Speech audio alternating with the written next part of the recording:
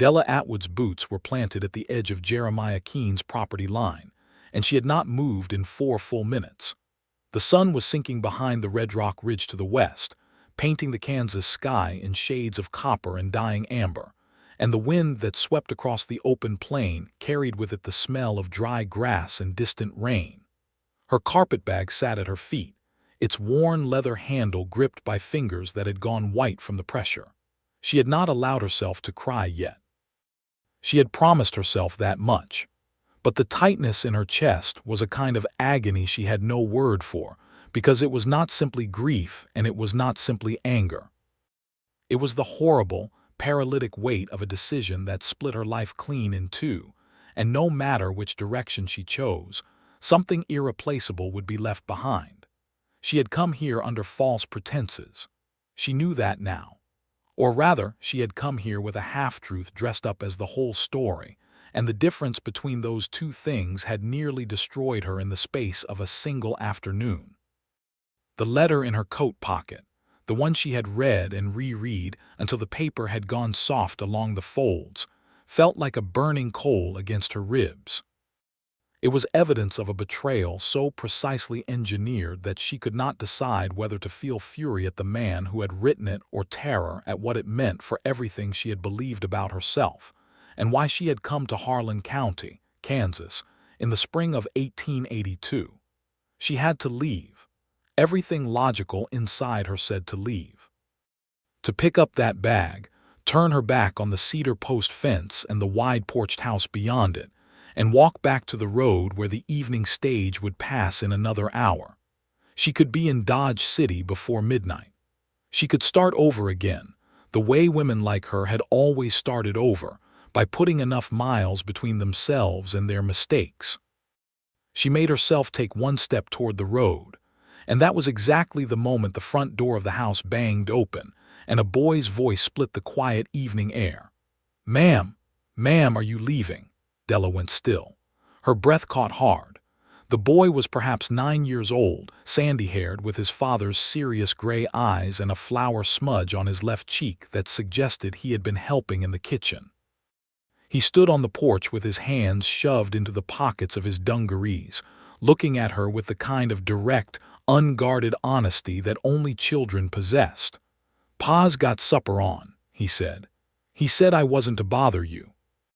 But I saw you standing out here and I thought," he stopped himself, scuffed one boot against the porch planks. "I thought you might be hungry is all. We've got enough."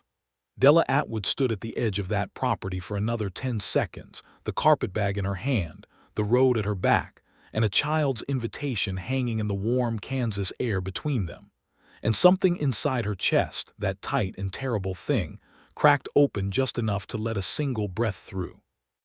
She had arrived in Harlan County 6 days earlier, and the story of how she ended up standing at that fence post with her whole life balanced on a knife's edge began long before she ever set foot on a westbound train. She had grown up in Harrisburg, Pennsylvania, the daughter of a watchmaker with careful hands, and a mother who had taught school until the year Della turned 12, when a fever swept through the city and took her mother in the span of a brutal week. After that, it was just Della and her father in the little shop on Walnut Street, and she learned the language of small, precise things. The weight of a mainspring, the way a balance wheel found its rhythm, the patience required to make something broken run true again. She was 26 years old, and she was not the sort of woman men wrote poems about. She was tall, brown-haired, with hands that were more capable than delicate, and a directness of speech that had put off more than one suitor over the years. She did not apologize for her opinions. She read widely. She had strong views on land reform and the rights of women that she kept mostly to herself in polite company, though she could never quite manage to keep them entirely silent. These qualities, combined with a face that was handsome rather than beautiful, had left her unmarried at an age when most women of her acquaintance were already managing households and children. She had answered the advertisement not out of desperation, though desperation had played its part. The watchmaker's shop had been struggling since a larger jewelry concern had opened 2 blocks away, and her father's eyes had been failing him for more than a year, making the fine work nearly impossible. But more than economic pressure, it had been something else, something harder to name. She had been standing at the window of the shop one gray February morning, watching the street traffic, and she had felt with sudden, acute certainty that she was watching her life from behind glass, that she was separated from something real and consequential by a pain she had never thought to break through. She had read the advertisement in the back of a woman's periodical that a customer had left behind on the counter. Widower rancher, Harlan County, Kansas, seeking a capable and honest woman of good character to manage household. One child, a boy, age 9. References exchanged. Write to J. Keene, care of the Harlan County Post Office. It had not been a love letter. It had made no romantic promises. It had been straightforward to the point of bluntness, which was perhaps the thing that made her trust it. She had written back in the same spirit, describing herself plainly, her skills, her background, her limitations, her views. She had expected nothing. 2 weeks later, a reply had arrived from Kansas in handwriting that was spare and firm, and somehow suggested a man who did not waste words. Over the following 2 months, they had exchanged 7 letters. She had learned that Jeremiah Keene was 34 years old, that he had come to Kansas from Missouri at 22 with a land grant and $30, that he had built his ranch from raw prairie ground through work that she could only imagine, that his wife Clara had died of childbed fever 3 years prior, and that his son's name was Thomas. She had learned that he was not a man given to sentiment in writing, but that there was something in his letters, a kind of restrained care, a precision of observation, that told her he felt things more deeply than he chose to show. She had also learned in his 5th letter something he had told her reluctantly, and she suspected not in full. He had written, "I should tell you, Miss Atwood, that there is a complication regarding the property. There is a disputed claim against the eastern pasture, 40 acres, currently being pressed by a man named Gideon Marsh.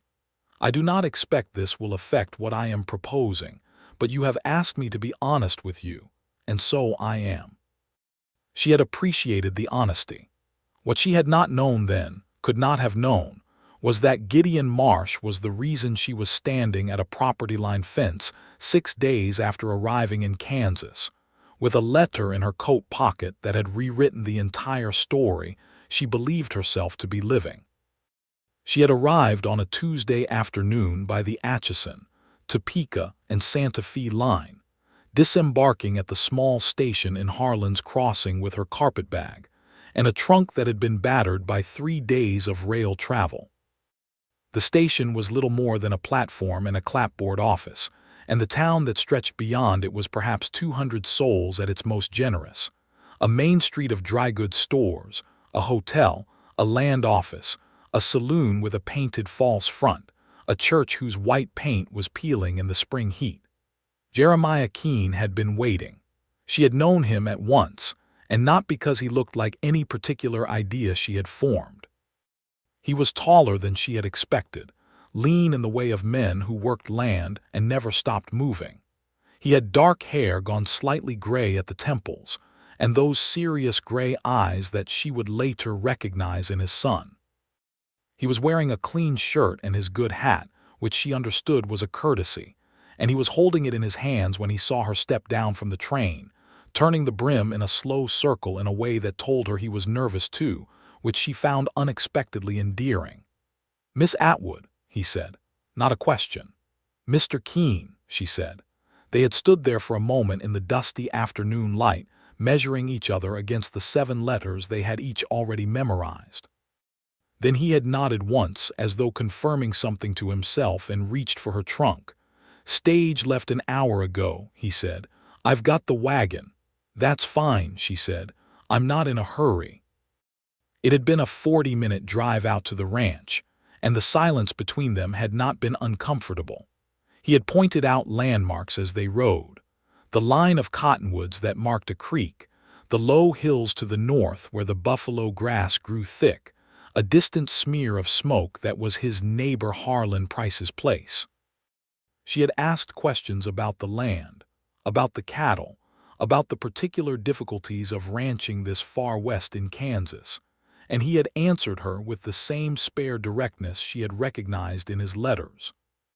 By the time the ranch came into view, a neat, solidly built house with a wide front porch and a proper barn and several outbuildings enclosed by a cedar post fence, she had made a tentative, cautious decision that she might be able to respect this man. Respect had been her practical starting point. She had not come to Kansas expecting love. She was not a romantic fool.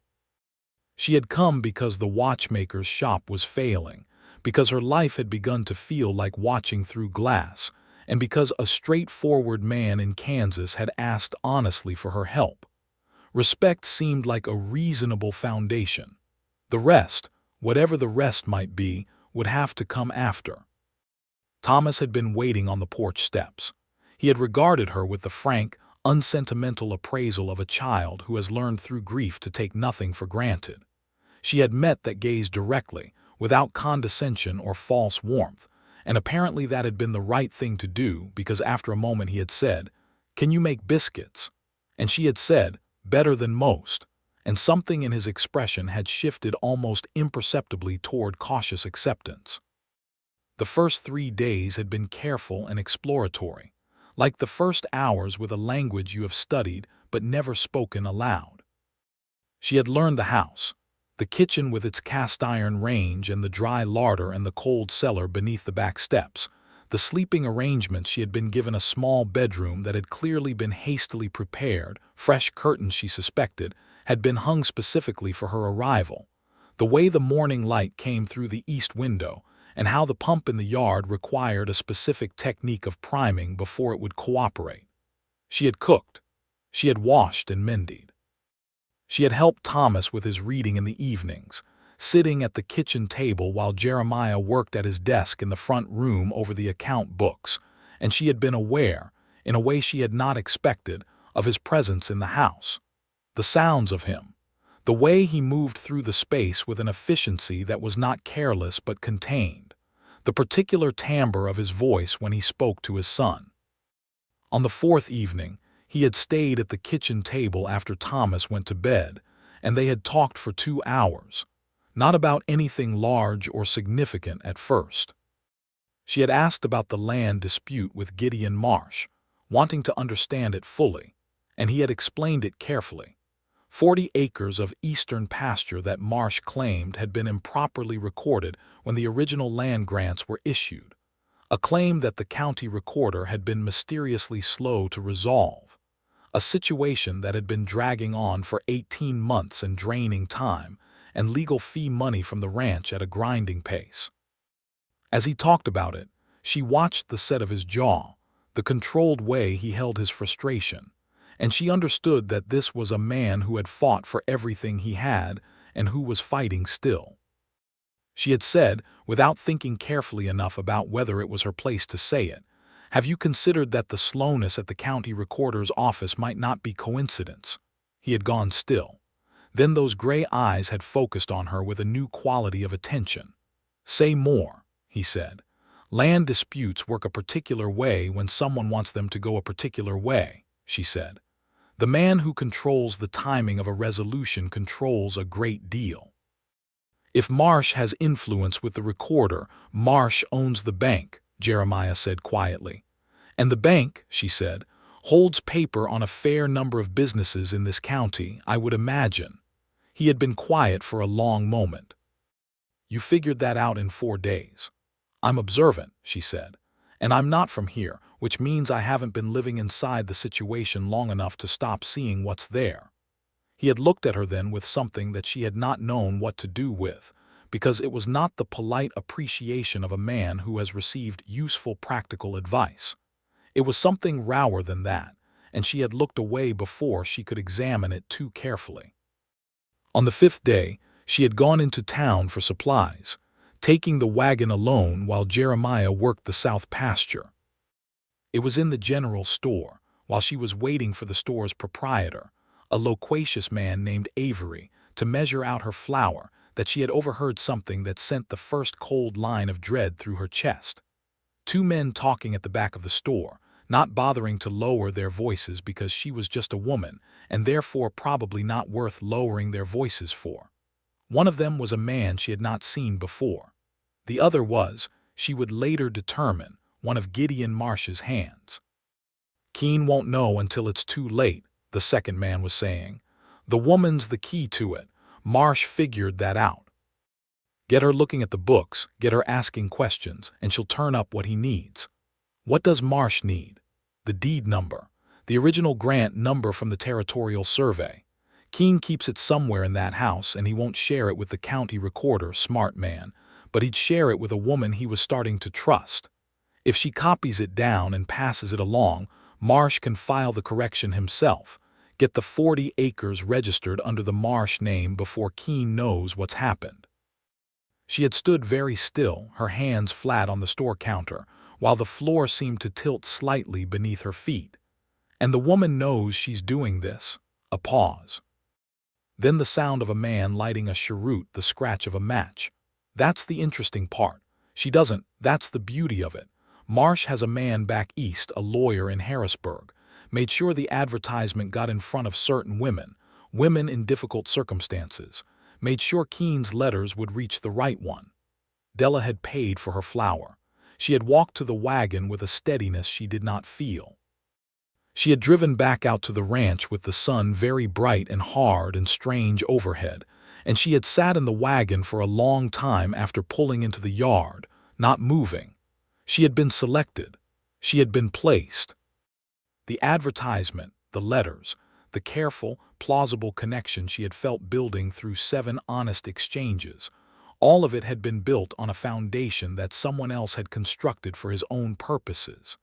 It did not mean that Jeremiah's letters had been false. It did not mean that anything she had felt or observed or concluded in 5 days was wrong. But it meant that she had walked into this situation not as a free agent making her own choice, but as a piece in someone else's game, a woman with a dark past of financial vulnerability, an unknown to herself, used as a tool for a betrayal she had not even been informed enough to refuse. She had gone inside. She had gotten supper started because her hands needed something to do. She had smiled at Thomas when he came in from the yard, dusty and bright-eyed from an afternoon of chasing the barn cat. She had served the meal and washed up and sat at the kitchen table over a cup of coffee while Jeremiah settled at his desk, and she had made herself think clearly about what she knew and what she did not know and what the right thing was. The deed number. She had not seen it. She had not even looked for it because the thought had not crossed her mind. But she knew it was in this house, probably in the desk in the front room, probably in the locked tin box she had noticed on the 3rd shelf. She had noticed it only because she noticed everything. She had assigned it no particular significance. Gideon Marsh apparently had. She had been unable to sleep that night. She had lain in her small bedroom with the fresh curtains and listened to the Kansas wind moving around the house, and she had turned the situation in her mind like a problem in the shop, like a mechanism she needed to understand before she could determine whether it was broken or simply running in a way she had not anticipated.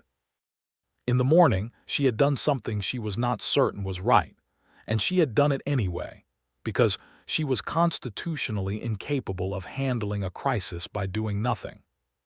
She had gone to Jeremiah directly. He had been at the kitchen table with his coffee before dawn, the way he always was, reading a week-old newspaper from Kansas City with the focused attention of a man who understood that news from the wider world had practical implications for a rancher. She had sat down across from him without preamble and told him what she had heard in the general store. She had watched his face as she spoke.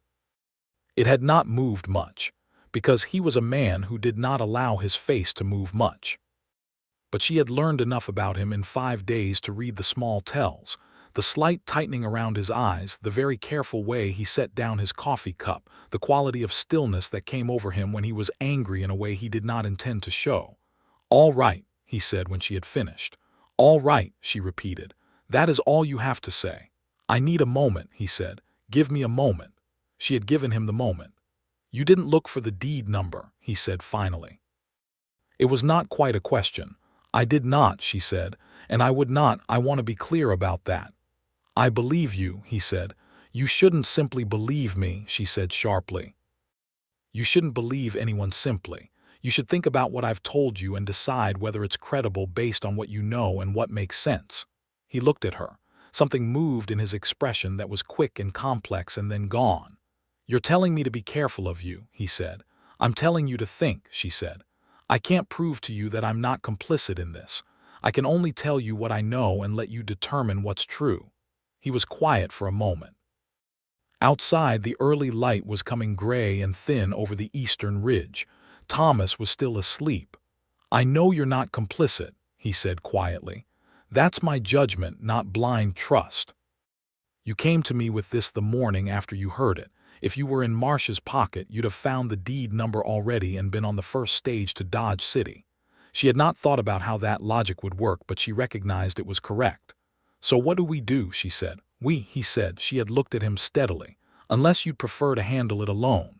He had almost smiled then, not quite, but almost. "I'd appreciate the help," he said, "if you're willing to stay through this." She had said yes without hesitating.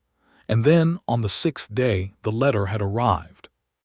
It had been brought out from town by Harlan Price's eldest son, who sometimes did odd jobs for extra money, delivered along with a week's worth of mail that included a bill from the feed supply in Dodge City and a notice from the county land office. The letter was addressed to Della Atwood, care of Jeremiah Keene, which meant whoever had sent it had known where she was, and the handwriting on the envelope was familiar because she had seen it before, in the letters that had brought her here. But this handwriting was not Jeremiah's. It was close, extraordinarily close, but not exact. She had spent 5 years of her life learning to read the fingerprints of mechanism, the tiny individual differences in the way things were made, and she was certain, within seconds of looking at the envelope, that whoever had written this letter had spent considerable effort mimicking Jeremiah Keene's handwriting without quite succeeding. She had opened it in the privacy of her room. The letter was brief.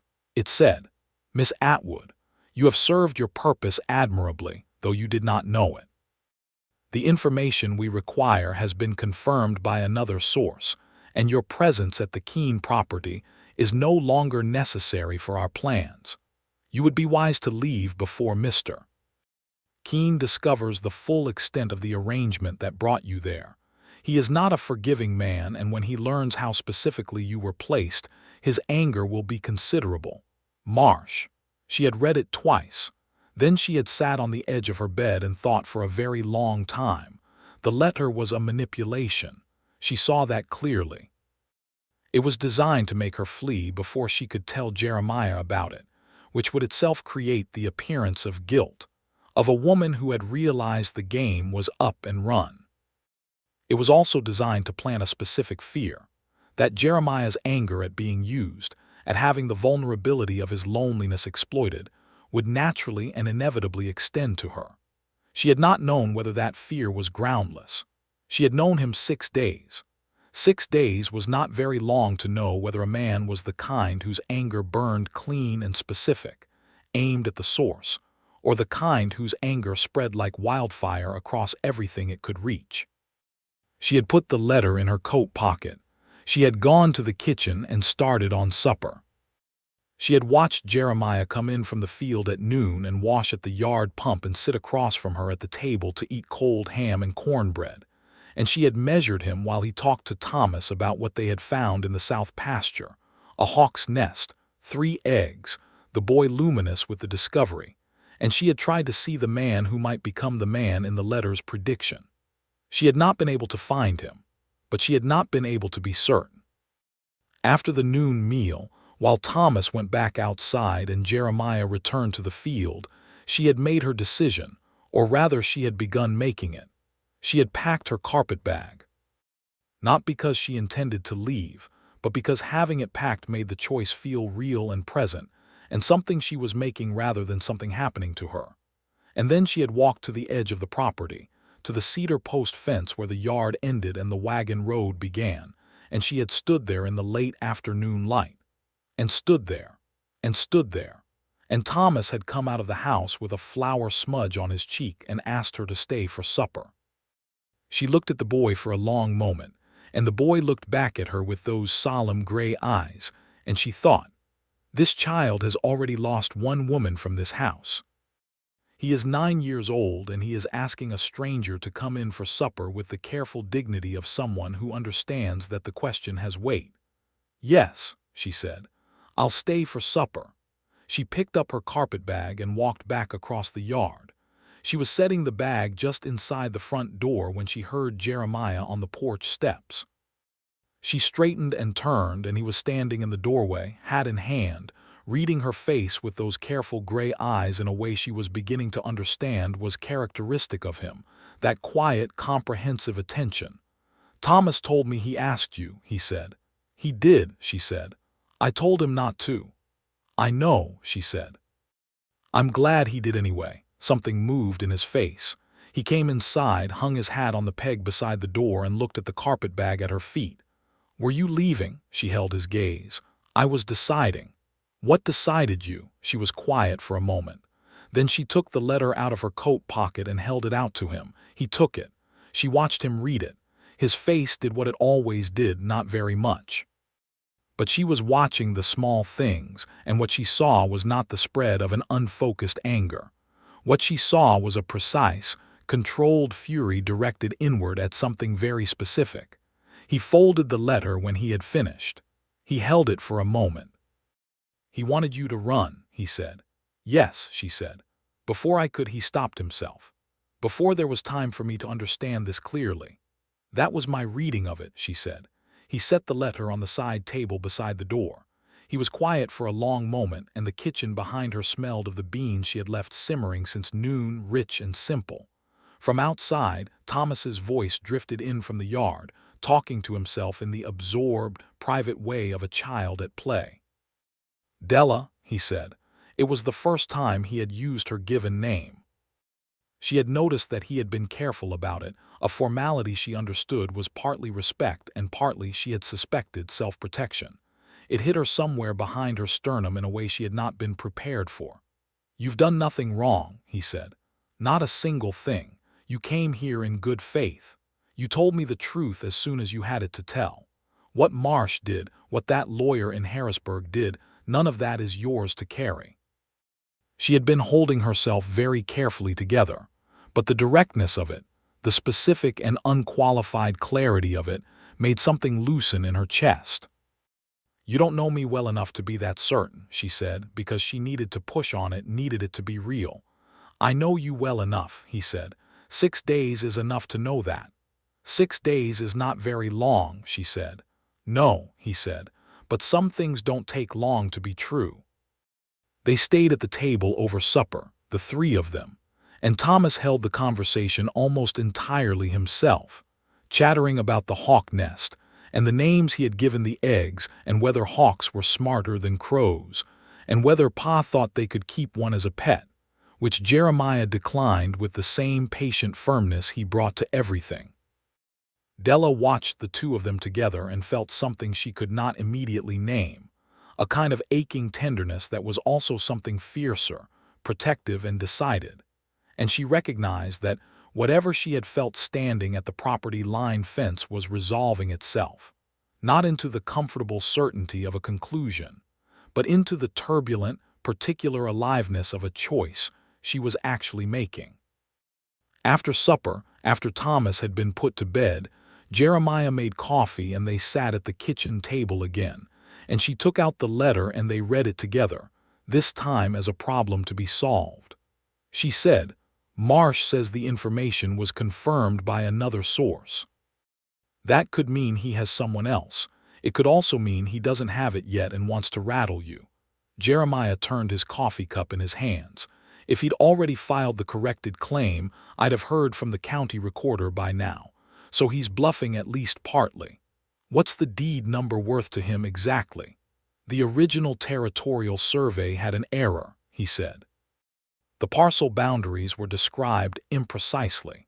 40 acres that could legally be assigned to either my grant or Marsh's, depending on how you read the survey language.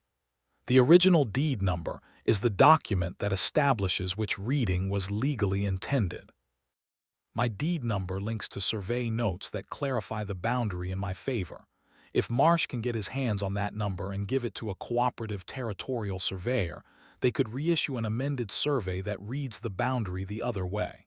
And then it becomes a matter of which amended survey was registered first, she said slowly. Right. So the goal was never to actually steal the deed. It was to get the number so the paperwork could be falsified. She looked at him. That's sophisticated. Marsh is a sophisticated man, he said. He didn't build a banking operation in a frontier county by being direct. She thought for a moment. What would happen if you registered a certified copy of the original survey notes with the Territorial Land Office in Topeka before he can file anything? Not just with the county recorder, who you already said is potentially compromised, but with the territorial authority. He went still. Then he said, that would make any subsequent amended survey filed at the county level subordinate.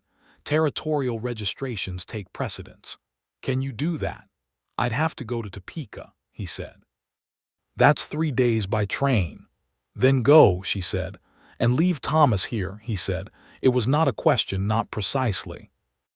It was the specific concern of a man who did not leave his son without careful thought. He would not be alone, she said, and then heard herself say it and understood what she was saying and held his gaze and did not take it back. He looked at her for a long moment. Della, he said again in that same low voice that landed differently each time. This isn't your fight. You said something to me earlier, she said. You said some things don't take long to be true. A long silence. The lamp on the table burned steady in the windless kitchen. Outside, a coyote called from somewhere in the dark past the barn. I'll go to Topeka, he said. I'll leave in the morning. He left before sunrise, and she stood on the porch and watched the wagon's lantern diminish down the road until it was gone. Thomas came out behind her in his nightshirt, half asleep, and she put her arm around his shoulders without thinking about it, and he leaned against her side in the uncomplicated way of a child who has decided to trust someone. Is Pa coming back? He said. 3 days, she said. He'll be back in 3 days. Okay, he said, and went back inside to bed. She stayed on the porch a little longer.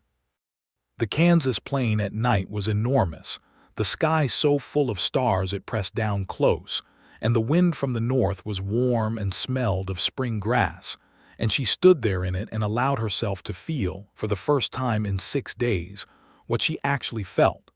She felt afraid. She felt alive in a way she had not felt in years. She felt the particular terrifying clarity of a person who has stepped through a doorway they cannot go back through, not because they have been forced, but because something in them recognized the door as theirs. The 3 days of Jeremiah's absence established a rhythm between her and Thomas that was its own particular education. She learned that he was methodical and curious and susceptible to distraction by the natural world in a way that made her suspect. He was going to grow up to be the kind of man who understood things deeply rather than broadly. She taught him a simplified version of the mechanism of a pocket watch, using the spare one her father had given her before she left Harrisburg, letting him feel the weight of the mainspring and listen to the balance wheel, and he was absolutely rapt. She read to him in the evenings from a copy of Robinson Crusoe she found on the parlor shelf, and he asked questions that were better than most of the questions adults asked her. He also told her things about his father casually, in the way children will tell you things when they trust you, not performing disclosure but simply speaking what is true. He said, one afternoon while they were shelling beans at the kitchen table, "Pa smiles more since you came." Della looked at the beans in her hands. "Does he?" "He didn't used to," Thomas said matter-of-factly. "After Mama died, he was very quiet for a long time. He worked all the time. He was never mean or anything, but he was quiet, like a house when nobody's home except he was there." She thought about that for a while after. On the morning of the 3rd day, a rider came in fast from the direction of town, and she came out onto the porch to meet him with a wariness she kept from her face. The rider was Harlan Price himself, their neighbor, a big weather-beaten man of 50 with a decent reputation, and he swung down from his horse looking bothered. Mrs. Keene, is Jeremiah here, he said, and then corrected himself, going brick-red. Miss Atwood, I beg your pardon. He's in Topeka, she said. What's wrong? Price looked at her, then looked at the horizon as if deciding something. Marsh, he said. Word is he knows Jeremiah went to Topeka and he knows why. He's got a man heading there, could get to the land office before Jeremiah if Jeremiah doesn't know he needs to move quickly. How does Marsh know why Jeremiah went? Price's jaw tightened. The county recorder. Man talks. Della stood on the porch in the bright morning and made a decision in about 4 seconds. Mr. Price, can Thomas stay with you and your wife this afternoon? Price blinked. I suppose so. Why? Because I need to send a telegram to the Topeka land office, and I need to do it from the telegraph office in town right now, and I can't take Thomas on a fast ride. Price stared at her. Then something in his expression shifted toward respect, quick and unadorned. Yes, ma'am, he said. Let me take the boy. She rode into Harlan's Crossing at a pace that her back would remember for several days.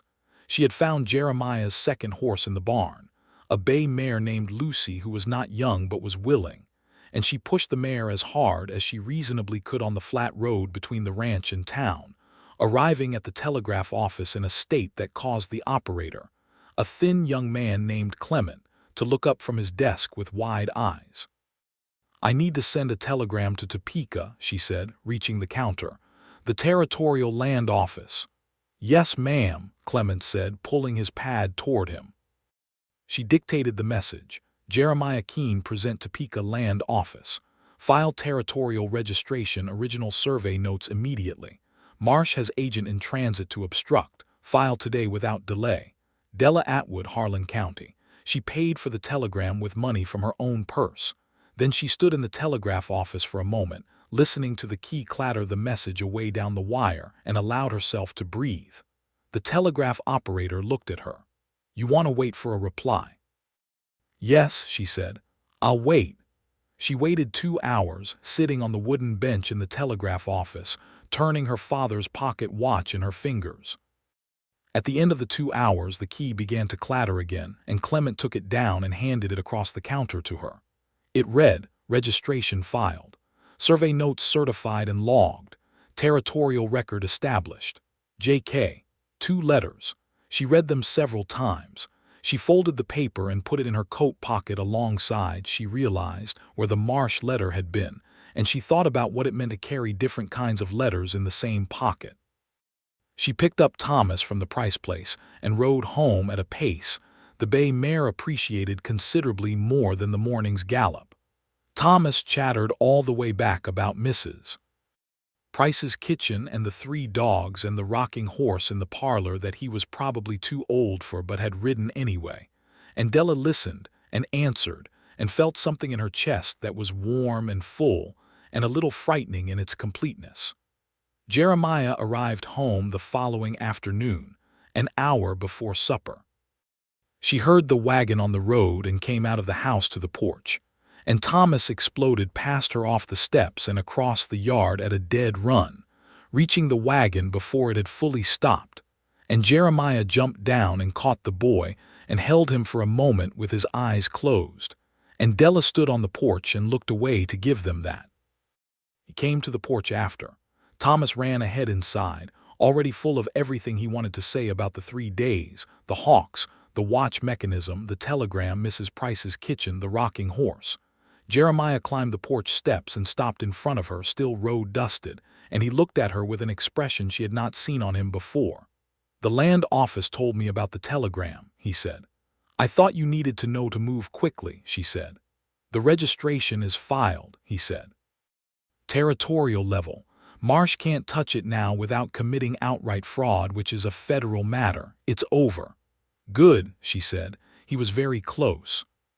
She could see the fine lines at the corners of his eyes, the way the afternoon light caught the gray at his temples. He said, You saved this ranch. You built it, she said. I just sent a telegram. Della, he said, and his voice was low and the word had weight in it the way it always did when he said her name, but more so now, and she understood that they had arrived somewhere that required acknowledgement. I know, she said quietly. Do you? He said. I think so, she said, if I'm reading it right. You're reading it right, he said. She looked at him for a moment. Then she said, I should go check the beans. They'll have gone to nothing. The beans can wait a minute, he said. And he reached out, not quickly but with the same deliberate care he brought to everything, and took her hand and held it. Just held it, her hand in both of his, calloused and warm and steady. It was not a grand gesture. It was so quiet it might have been missed. But it was the most certain thing she had felt in perhaps years, and she did not pull away. I need to tell you something, he said. All right, she said. When I wrote that advertisement, he said slowly, I was looking for help with the house and with Thomas. That's what I told myself. But I think I was also looking for something else I didn't have a clean name for. And I don't know when it started becoming clear what that was, whether it was the first letter or the fourth, or when you stepped off the train, or when you sat down across from me in the dark before dawn and told me the truth about Marsh without knowing what I'd do with it. He paused. But it's clear now. She was not a woman who cried easily, but her eyes were doing something complicated, and she was making her best effort to hold it back. Jeremiah, she said. That's all, he said. I'm not asking you for anything right now. I just needed you to know. She looked at their joined hands. I came here under false pretenses, she said. Someone else decided I should come here. And yet here you are, he said. And yet here I am, she said, standing here on purpose. Something in his face shifted entirely, and for the first time in 6 days she saw it fully. The smile she had suspected was there behind all that careful restraint, breaking through clean and unguarded and almost young. She smiled back, and it felt like setting something heavy down that she had been carrying for a very long time. The summer came in across the Kansas plain with its particular ferocity, heat rolling off the hardpan like something with intention, the sky going from blue to a bleached white by midday and back again toward evening when the thunderheads built up over the western ridge, and the lightning came down in bright crooked lines. Della grew to love the storms in a way she had not expected. Back in Harrisburg, rain had been a gray and domestic thing, streaking the shop window, making the streets muddy, something you endured. Out here on the open plain, a storm was an event. Thomas would stand on the porch with his eyes wide and his face turned up to the charged air, and Della would stand beside him, and sometimes Jeremiah would come and stand on her other side, and the three of them would watch the lightning together in a silence that had become, over the weeks, completely comfortable. Gideon Marsh's response to the territorial registration had been to attempt two things in rapid succession. First, he had his lawyer send a letter to Jeremiah asserting that the registration was procedurally invalid, which Jeremiah's own lawyer in Topeka, a sharp and experienced man named Aldis Croft, had dispatched with a single precise rebuttal letter citing the relevant territorial statutes. Second, and this was the part that frightened her more, Marsh had come to the ranch himself. He arrived on a Tuesday morning in early June, alone, which surprised her. She had expected, from the picture she had built of him, a man who would not come without force at his back. But he was alone in a light buggy, a compact man in his 50s with white hair and very pale eyes, and the particular polished smoothness of someone who had spent decades ensuring that his worst qualities were never visible on the surface. Jeremiah had seen the buggy coming and had stepped out onto the porch, and Della had stayed inside, watching through the window, until Marsh had climbed down from the buggy and said, with a pleasantness that did not reach his eyes, "Keene, I've come to talk terms." Jeremiah had said, "You can talk, I'll listen." Marsh had looked at the house then, at the window where she was standing, and he had smiled, and it had been the most unpleasant smile she had ever seen, because it was the smile of a man who believed he still held cards worth playing. "I imagine Miss Atwood is in there," he said. "She really is a remarkable woman, resourceful, loyal even," he paused, "remarkably loyal given how she came to be here." Jeremiah had been very still. "You want to make me angry," he said calmly. "That's not going to work." "I want to offer you $20 an acre for the eastern pasture," Marsh said. 40 acres, $800, that's a fair price." "No," Jeremiah said. "The legal costs alone, if this continues." "No," Jeremiah said again. Marsh had looked at him for a long moment. Then he had looked back at the window where she stood, and the smile had faded into something more honest and far less pleasant. "The woman's going to cost you more than the land," he said quietly. "She's cost you something already that you don't know yet," Jeremiah said. "You're going to want to get back in that buggy." And Marsh had. He had climbed back up into the buggy, turned it around and driven away down the road. And Jeremiah had watched him go and then turned to look at the window where Della stood.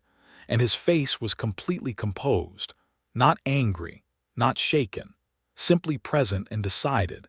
And she had stepped back from the window and gone to start the noon meal. She and Jeremiah had talked about it that night after Thomas was asleep, quietly at the kitchen table over coffee, in the way they had developed as their natural mode of dealing with difficult things. "He said something that was meant to worry you," she said, "about what I'd cost you." "I know," he said.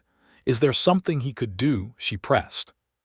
"Something that uses me, uses the fact of how I came here against you, socially, legally." He turned his coffee cup. "People in this county know about the advertisement. They know I sent for a woman. Some of them think that's unsavory to begin with, and Marsh could put a bad face on it, say I brought a woman here under questionable circumstances." He paused. "But the people whose opinion matters to me already know better."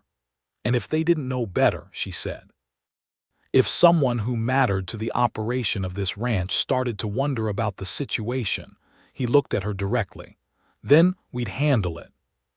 She thought about what handling it would mean and found that the thought was not frightening exactly, but something else. Something that felt like being very close to a fire, warm and bright and demanding attention. "I need to go back to Harrisburg," she said. He went still. "When?" "Not forever," she said quickly. "My father's eyes are failing. I need to close the shop properly, settle his affairs, bring him out here if he's willing." She paused. "I've been thinking about it since I came. I left in a hurry and I left things half done." "I know," he said. "You know. You mentioned your father in your third letter," he said. "You said he was struggling. I've been wondering when you'd say something about it." She looked at him. "Why didn't you bring it up?" "Because it's yours to bring up," he said.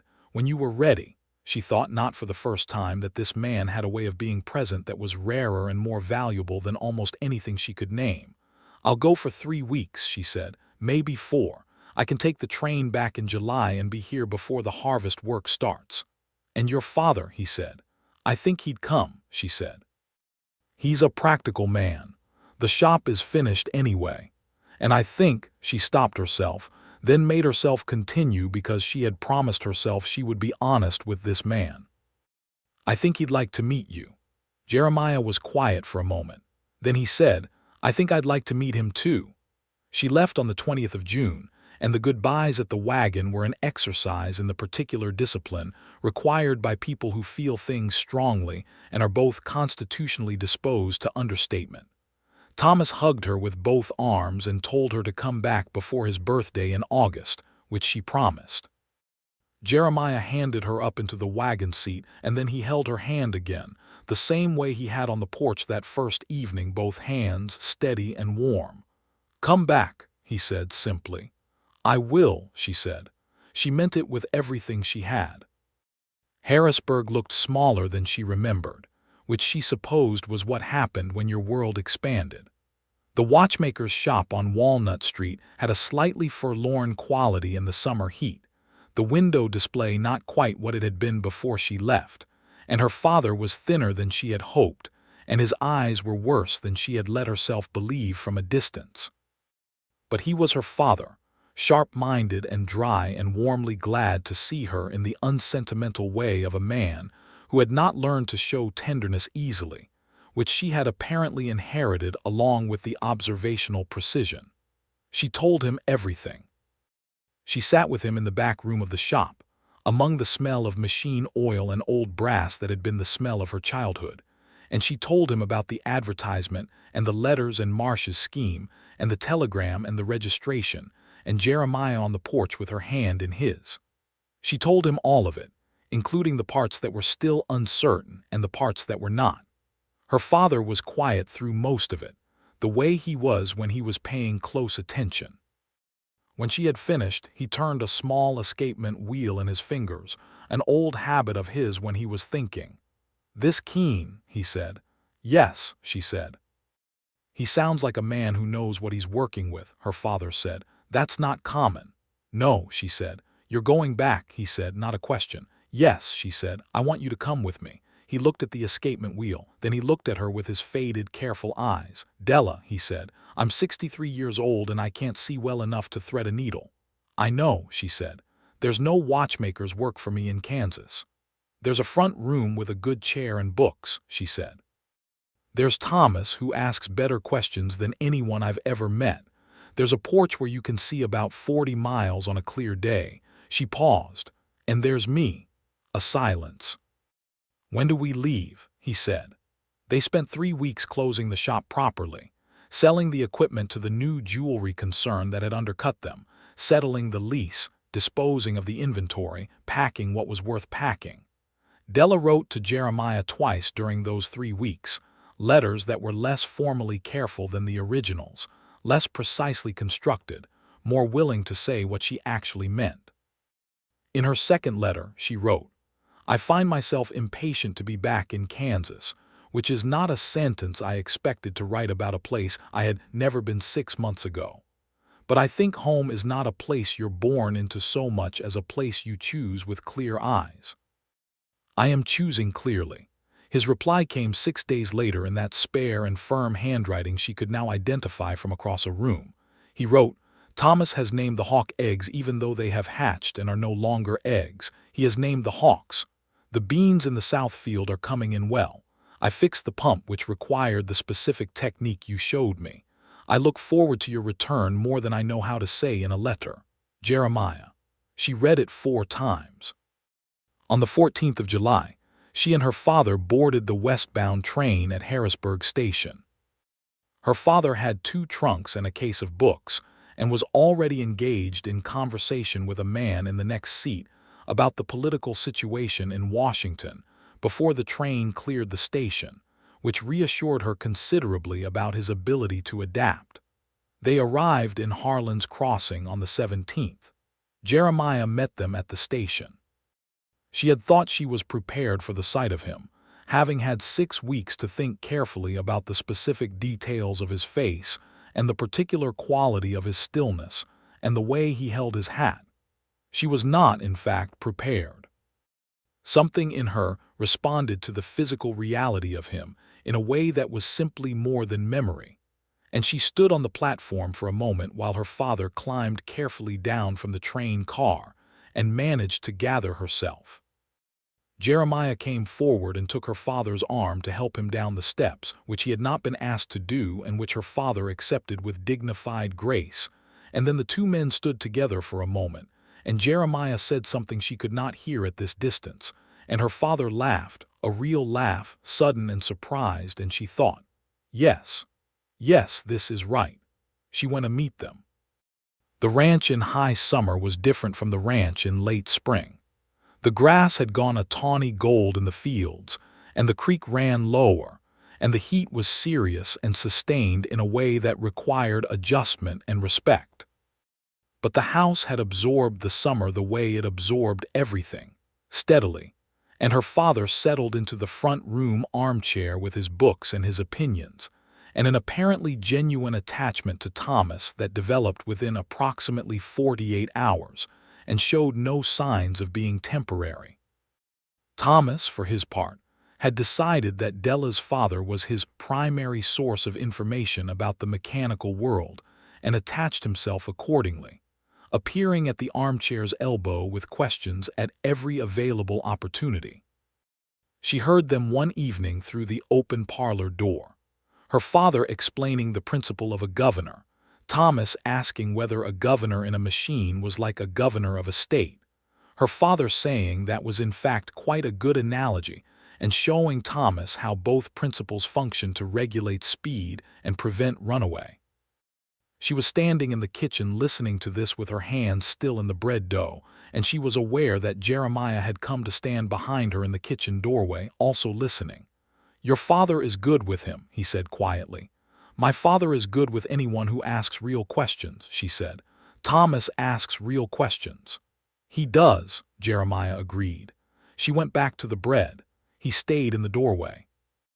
The evening light came amber through the west kitchen window and lay across the floorboards, and the sounds of the front room drifted in, and it was all so unbearably complete and right that she could feel the pressure of it in her chest. "Della," he said. She turned.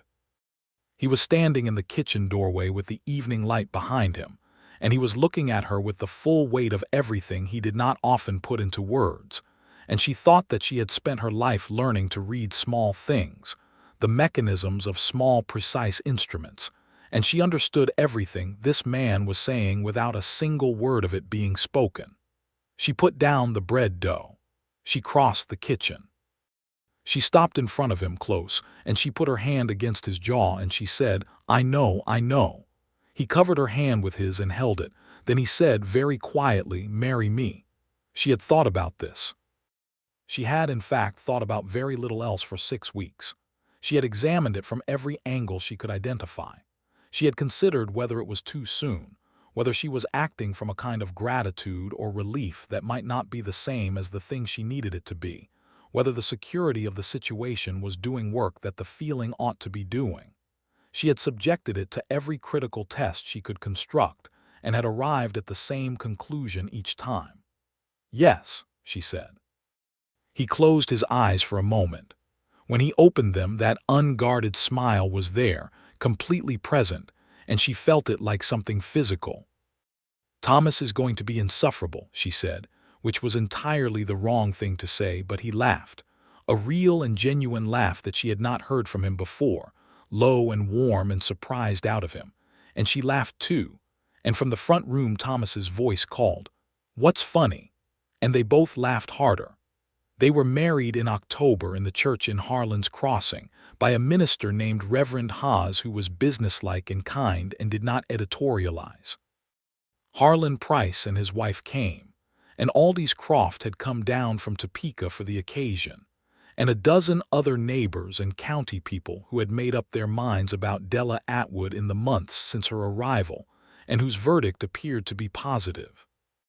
Her father walked her up the aisle with his arm in hers, and at the front of the church, Jeremiah stood with Thomas beside him, both of them in their good clothes, both of them with that characteristic stillness that she had come to understand was not absence of feeling but its deepest form.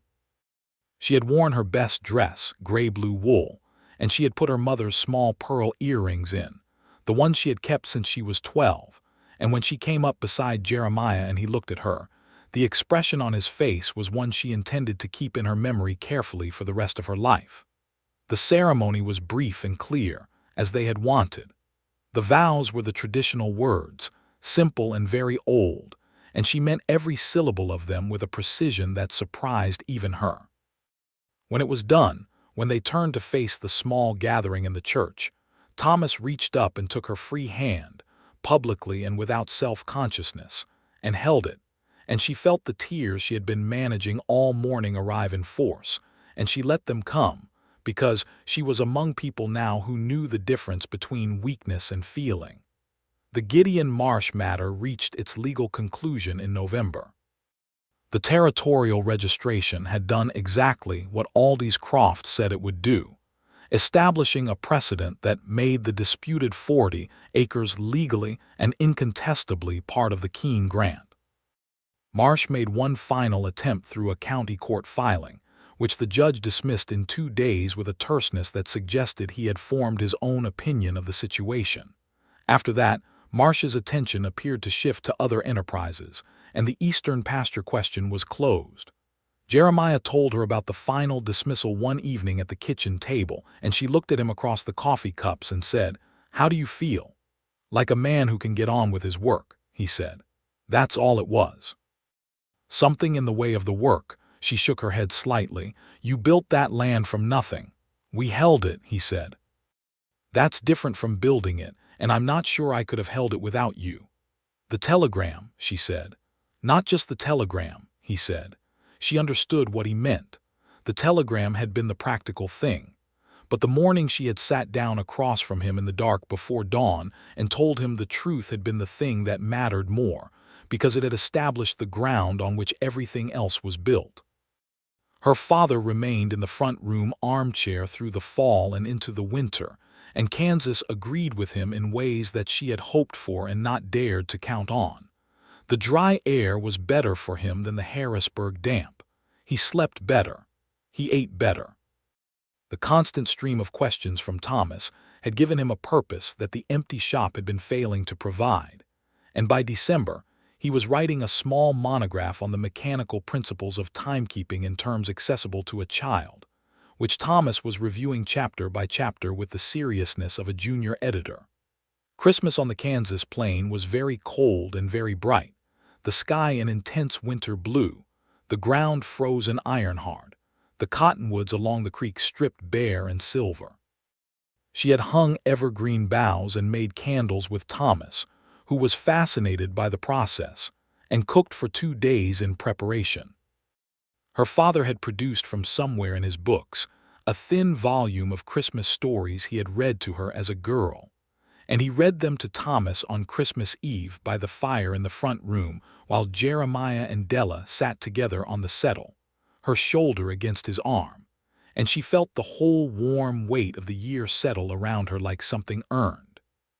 That night, after Thomas was asleep and her father had retired, she and Jeremiah sat up late by the fire, not talking much, because they had reached the point that the most comfortable silence she had known in her life was the silence between them.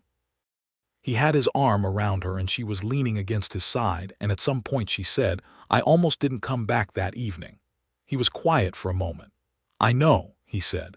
"If Thomas hadn't come out, he's his mother's son in some ways," Jeremiah said. "Clara was always the one who said the thing that needed to be said at the moment it needed to be said."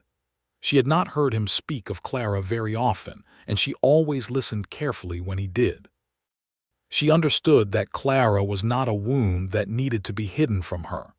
She was Thomas's mother, and she was part of the history of this house and of this man, and she had never felt the need to compete with a memory. "She sounds like someone I would have liked," Della said. "She would have liked you," he said. "She had no patience for dishonesty. You would have gotten on." He pressed a kiss to the top of her head, and she closed her eyes, and the fire burned warm in the winter Kansas night.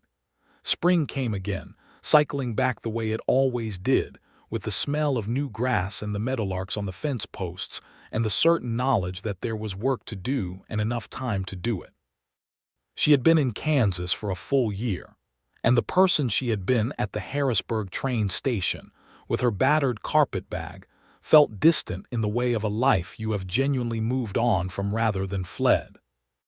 The watchmaker's daughter from Pennsylvania was still there, was still precisely who she was, but she was also Della Keene of Harlan County, and she wore that second name with a settledness that had surprised her by arriving without fanfare.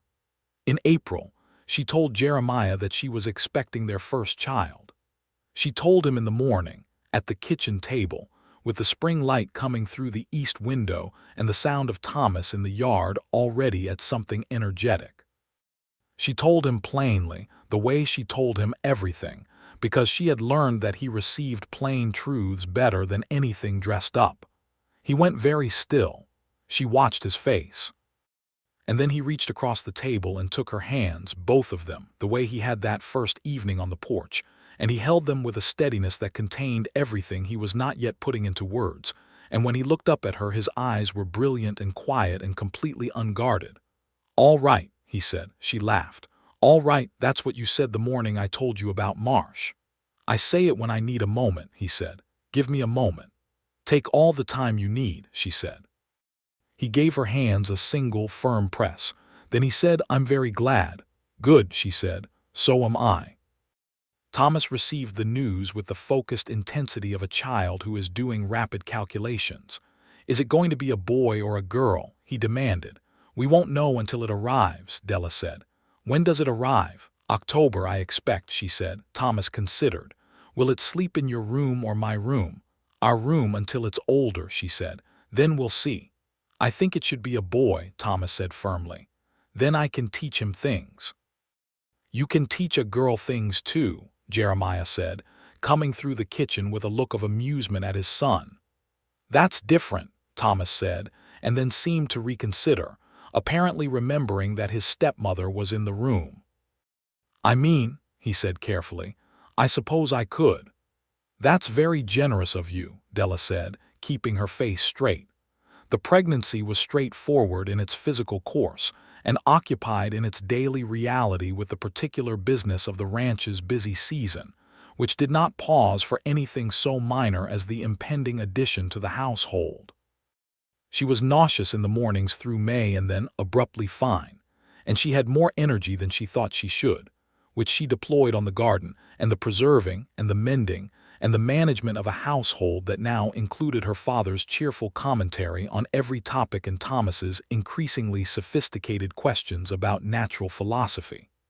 Jeremiah watched her, and she allowed herself to be watched without feeling observed, which she had decided was one of the primary markers of trust. He took on the heaviest of the physical work around the house without being asked, and without making it a discussion, because he understood that she would resist being managed, and so he simply arranged things in a way that managed nothing but quietly ensured that nothing too heavy fell to her. She found this so precisely calibrated to her actual nature that she felt a frequent warm exasperation that was indistinguishable from love. Her father's eyesight continued its slow decline, but he had adapted with a pragmatism she admired, developing by touch the same skills he had once maintained by sight and dictating his thoughts to Thomas, in a collaboration that had expanded beyond the monograph on timekeeping, to include a general compendium of things a boy ought to know about how the mechanical world worked. Thomas wrote in his careful schoolboy hand and asked questions and argued when he disagreed, which was frequently, and her father appeared to enjoy the argument as much as the agreement, and she would sometimes hear them through the parlor door in a state of cheerful dispute about whether gravity or time was the more fundamental force. In the first week of October, under a wide and burnished autumn sky, she brought her son into the world. He was loud and red and had Jeremiah's gray eyes from the first moment, which she somehow had not expected, and which made her laugh through exhaustion when Mrs. Price, who had served as midwife, showed him to her. Jeremiah sat on the edge of the bed and held the baby with the careful competence of a man who had done this before, though it had been 9 years, and she watched his face as he looked at the child and felt something that was beyond the range of language she had previously used. "Hello," Jeremiah said to the baby, quietly, just that one word, and the baby regarded him with the unfocused but intent gaze of the newly arrived. Thomas came to the door and Jeremiah beckoned him in, and the boy came to the bedside with an expression that was trying to be casual and not managing it at all. "A boy," Thomas said, and his voice came out slightly unsteady. "I was right." "You were right," she said. Thomas stood very straight. "I can teach him things," he said. "You can," Jeremiah said. "Come here." And Thomas came and sat beside his father, and Jeremiah placed the baby in his elder son's arms with a steadiness that made Thomas go entirely still and entirely focused, the way he went still when something mattered fully. They named him Henry after her father, Henry Atwood Keene. Her father received the news of the name from his armchair with a stillness that lasted quite a long time before he said, "Well," in a voice that had gone rough, and then applied himself very carefully to a page of his monograph, as if something required his immediate attention. The winter was mild by Kansas standards, which was still cold enough to make her grateful for the stone fireplace and the good woodpile that Jeremiah maintained with his customary thoroughness. Henry was a solid and demanding presence who slept in short, enthusiastic bursts and was otherwise loudly engaged with the world, and the household arranged itself around him with the organic practicality of people who like each other enough to work out the details without argument. Thomas had appointed himself Henry's primary instructor in the ways of the physical world, a role he pursued with complete seriousness from the moment the baby could track a moving object with his eyes. She watched him hold a pocket watch above the baby's face, moving it slowly back and forth, explaining in patient terms how the mechanism worked, and thought that the patient thoroughness in him was his father's and the love of the mechanism was her own, and that it was a fine combination.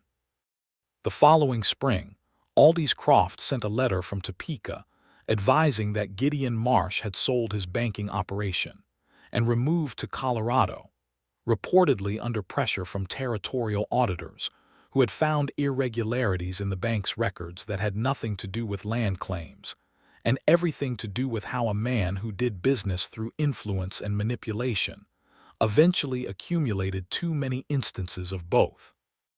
The letter was brief and lawyerly, and concluded with Croft's opinion that the matter was fully resolved and that the Keene property stood on as solid a legal footing as any parcel in Harlan County. Jeremiah read the letter at breakfast and set it on the table.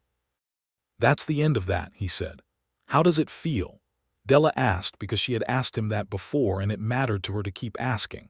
He thought for a moment. "Like putting down something heavy I'd been carrying so long I forgot I was carrying it," he said. "Good," she said. "Good," he agreed.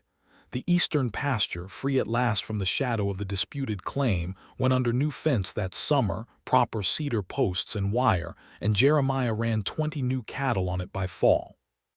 She rode the fence line with him one evening in September, Henry on her hip and Thomas on his own horse beside his father, and she looked out across the grass going gold in the evening light, the whole of it clean and uncontested and theirs, and felt the particular satisfaction of a thing that had been fought for and won, and was now being simply and fully used. Thomas, at 10, had developed a habit of naming things that delighted her: the hawks, the horses, the 3 barn cats, 2 of the more characterful cattle. He had named the new pasture. He called it the November pasture, he explained, because that was the month it would officially belong to them without question. And she had pointed out that they had actually won the legal question in November of the previous year, and he had said, quite reasonably, that November was still the correct name because it was when the last piece had finished falling into place, which she could not argue with. The years moved through their rhythms, the crops and the cattle and the seasons, the particular drama of hailstorms and dry spells, and the occasional blizzard that required 3 days of staying inside and finding resources in each other, and in the house's library, and in her father's seemingly inexhaustible supply of things to explain to children. Thomas grew with a steadiness that was entirely his own, a boy who considered carefully before he spoke and worked without complaint, and had his father's quality of profound, unshowy attention. At 12, he began genuinely helping with the ranch work, not as a child's contribution but as a real part of the operation, and Jeremiah worked alongside him with the particular satisfaction of a man watching something he had built continue into the future. Henry, at 2, was a compact and energetic person with Jeremiah's gray eyes and Della's directness, and a laugh that was entirely its own, wide and sudden and infectious. He had been walking since 10 months, which had surprised everyone including himself, and had developed an early fascination with animals that suggested he was going to have opinions about what lived in the barn for the rest of his life. Her father passed quietly in the spring of 1885, in his chair in the front room with his books around him, which she thought was precisely the way he would have chosen. He had been there 3 years, and they had been good years, full of purpose, and she grieved him honestly and completely, and felt grateful in equal measure that he had not died in the failing shop on Walnut Street, but in a house full of questions and conversation, and a child who had loved him without reservation. Jeremiah sat with her that evening after the children were in bed by the fire and held her hand and did not try to fix what could not be fixed, and she was more grateful for that particular quality in him than she could say. She told him so. He said, "I learned it from you." "From me?" she said. "You don't fix things that don't need fixing," he said. "You look at what's there. That's rarer than you think." She thought about the watchmaker's shop, the discipline of looking at what was actually there rather than what you hoped was there. She supposed he was right. "I love you," she said, which she said often and meant each time with complete specificity.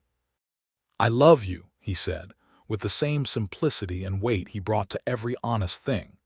In the fall of 1885, she found that she was expecting again, which she told Jeremiah at the breakfast table in the same way she had told him the first time, plainly and directly, and he went still in the same way and then took her hands in the same way, and she thought that some things were worth repeating exactly. This time, in June of 1886, she delivered a daughter.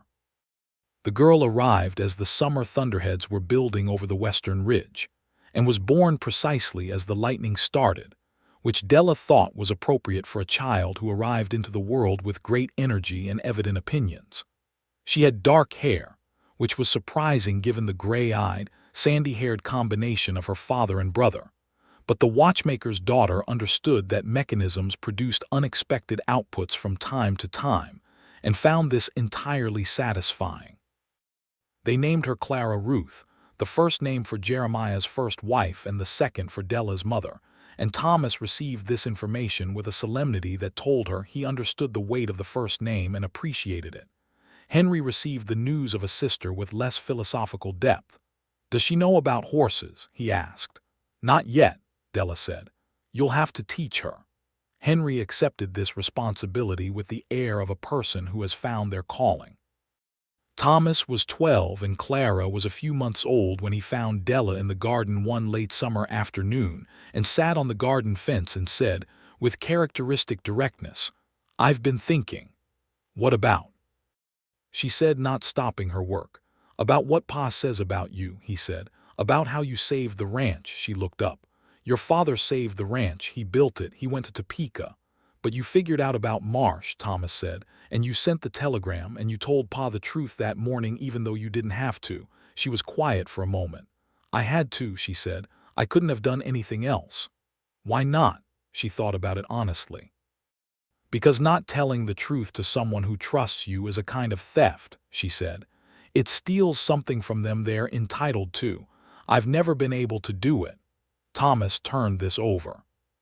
I says that's why he knew from the beginning you weren't part of what Marsh did. She looked at him. He said that.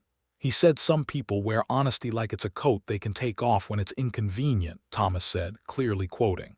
And some people wear it like it's their skin. He said you were the second kind. She turned back to the garden because the light had suddenly done something complicated to her vision and she needed a moment. Your father, she said after a moment, is a perceptive man. He's the best man I know, Thomas said simply, and then slid off the fence and went back toward the barn, because he was 12 and there were things that needed doing, and that was all that needed to be said.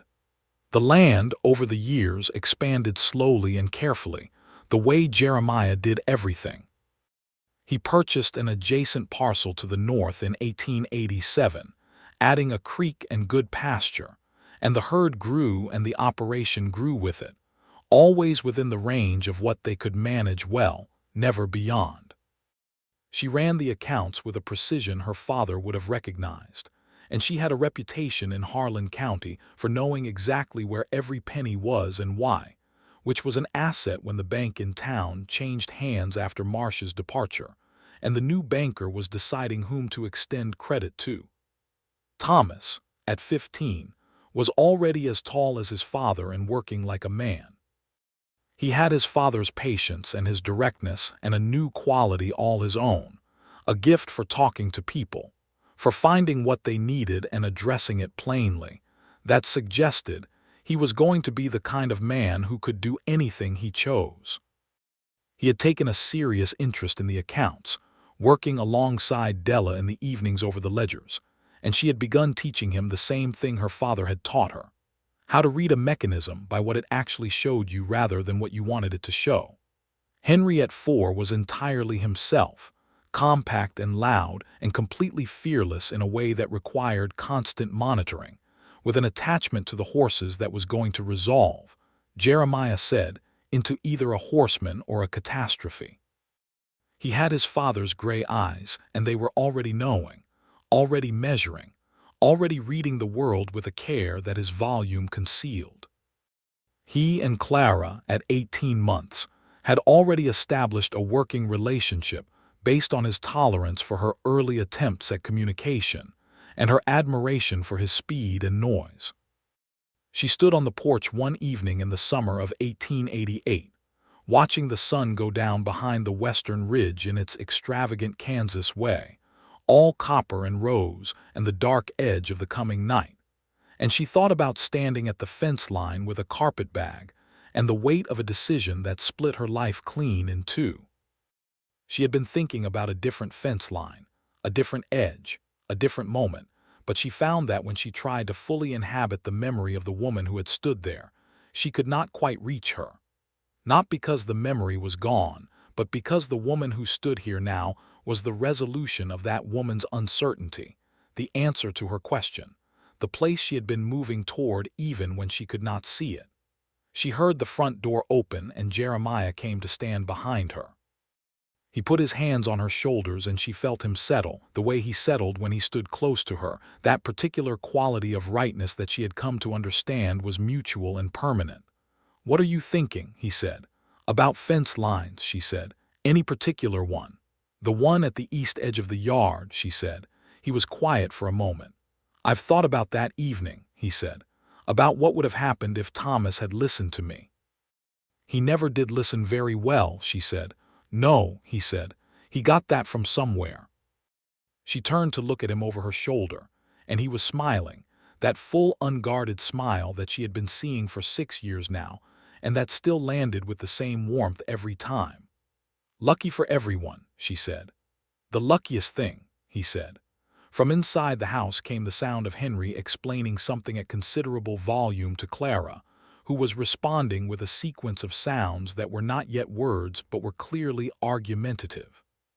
From the front room came the lower register of Thomas talking through something in the accounts ledger, a habit he had developed of reasoning aloud when the numbers required it.